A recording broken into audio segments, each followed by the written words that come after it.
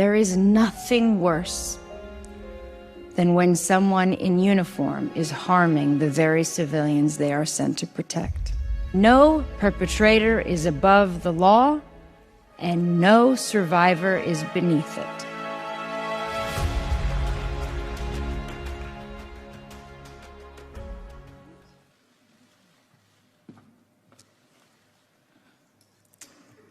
Thank you.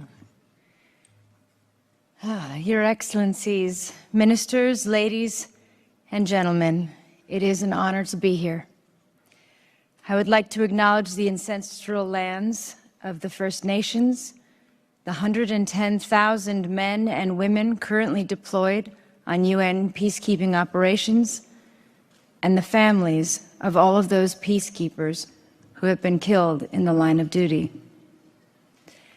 And I thank the Canadian government for hosting this event and for their leadership on women, peace, and security. We meet at a time when peace is in short supply, with armed conflict in Myanmar, Syria, Iraq, and Yemen, to name but a few of the worst examples, with over 65 million refugees and displaced people worldwide, and UN peacekeepers deployed on an unprecedented 15 operations. The protection of civilians has been at the heart of laws of warfare since the Geneva Conventions, which state that in any conflict, the civilian population shall not be the object of attack.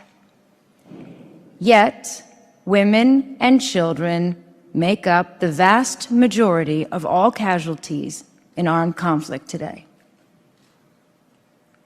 Laws prohibiting attacks on schools and hospitals are routinely breached, for instance, in Syria. Laws prohibiting the laws prohibiting the denial of aid relief to civilians are repeatedly ignored, whether in Rakhine State or in Myanmar today, or in Yemen, where millions of people are facing death from starvation. And despite being prohibited by law, sexual violence continues to be employed as a tactic of war in 19 countries. It includes mass rape, gang rape, sexual slavery, and rape as a form of torture, ethnic cleansing, and terrorism. It has been 68 years since the Geneva Convention Fourth Protocol, which said, "Women shall be especially protected against any attack on their honor, in particular against rape, enforced prostitution, or any form of indecent assault." It has been 21 years since the UN first promised to address sexual abuse by UN peacekeepers and to increase the number of women deployed in operations. Yet, the exploitation of defenseless civilians still takes place, and still less than 4% of all peacekeepers are women. It has been 19 years since the Rome Statute of the International Criminal Court stating that mass atrocities, including rape and sexual slavery, would not go unpunished, and yet justice for survivors of rape is still the exception.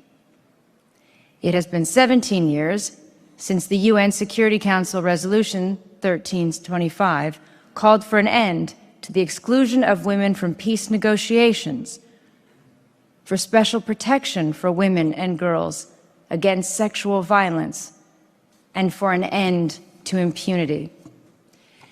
So we have to ask, how is it, after all these years, all these laws, and all these resolutions, and all the horrors endured, women still have to ask for this most basic of all entitlements, the right to a life free from violence?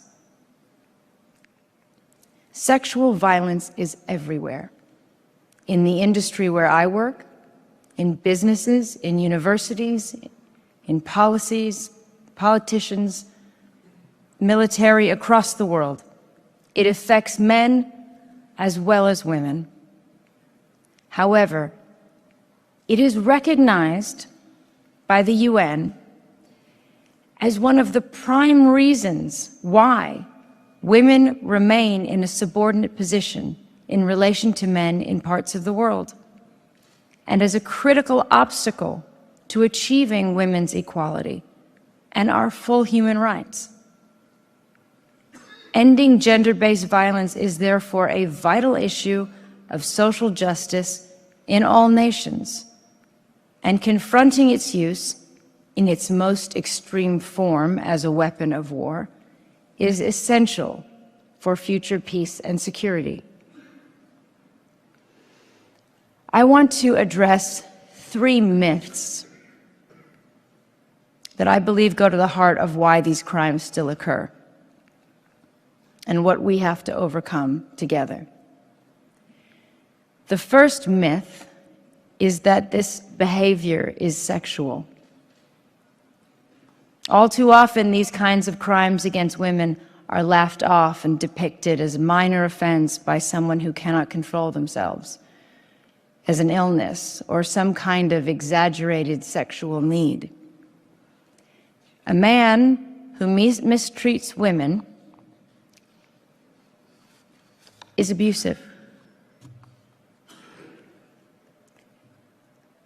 Only last week, a trial opened in the Democratic Republic of Congo for 46 alleged cases of rape of children by militia fighters who had been told that the blood of virgins would grant them supernatural protection.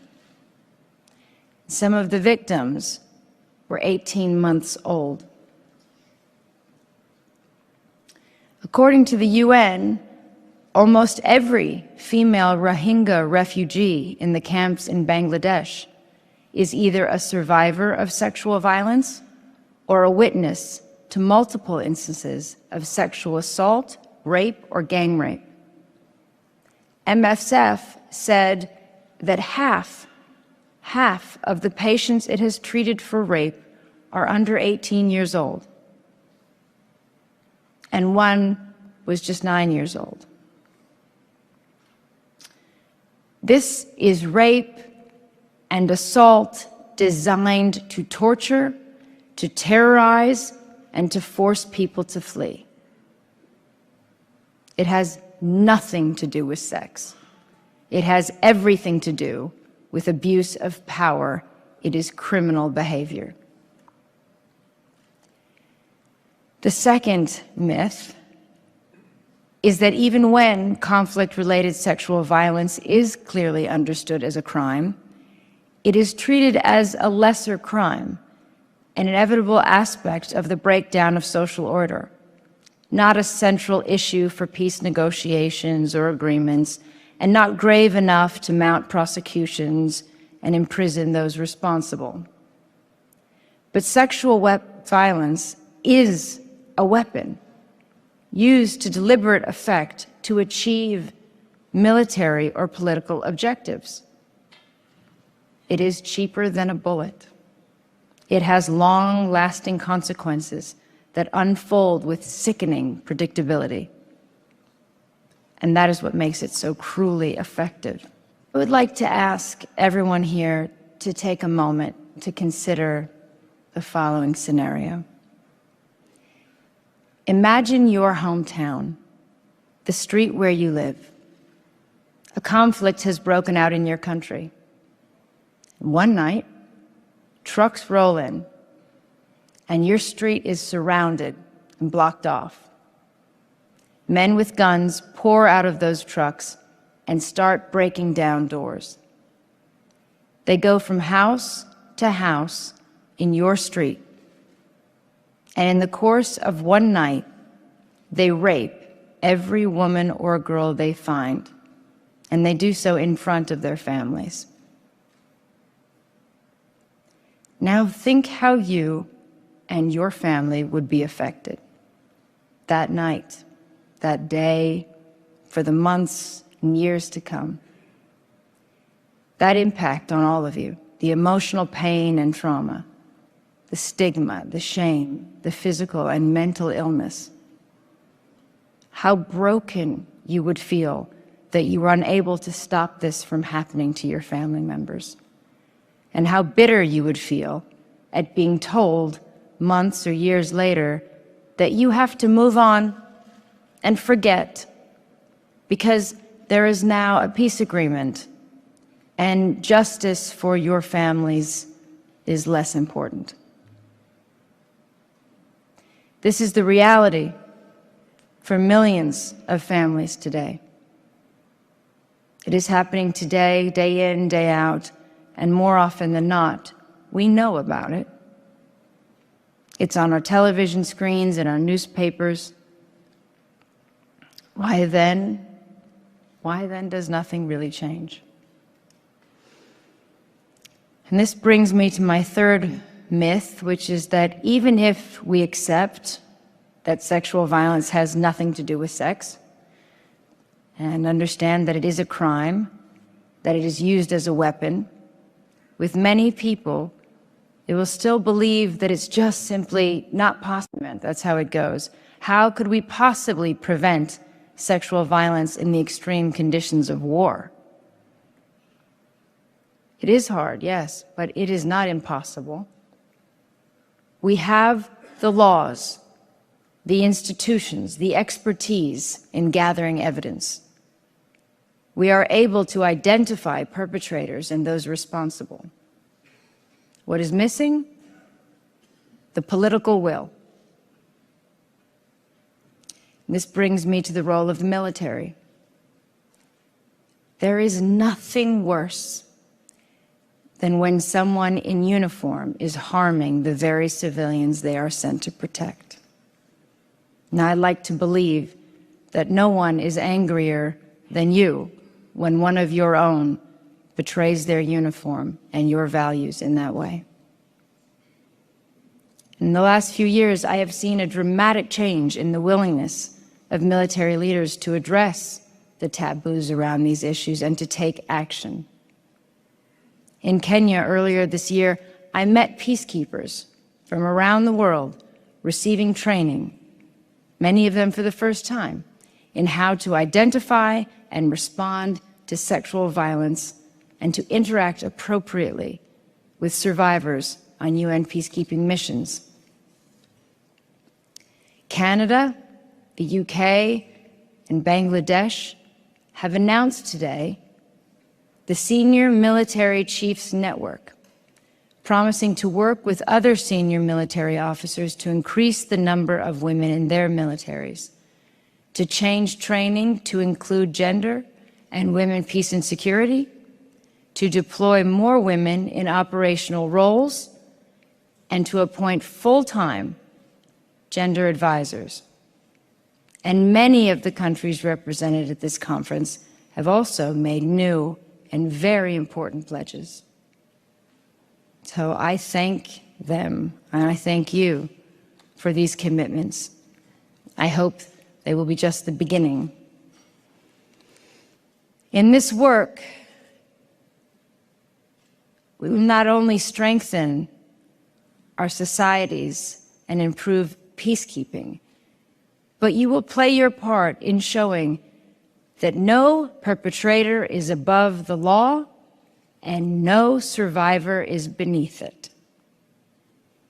And I am here, determined to do anything I can to work alongside all of you. Thank you for all you've done today. Thank you for your efforts, and I look forward to our work.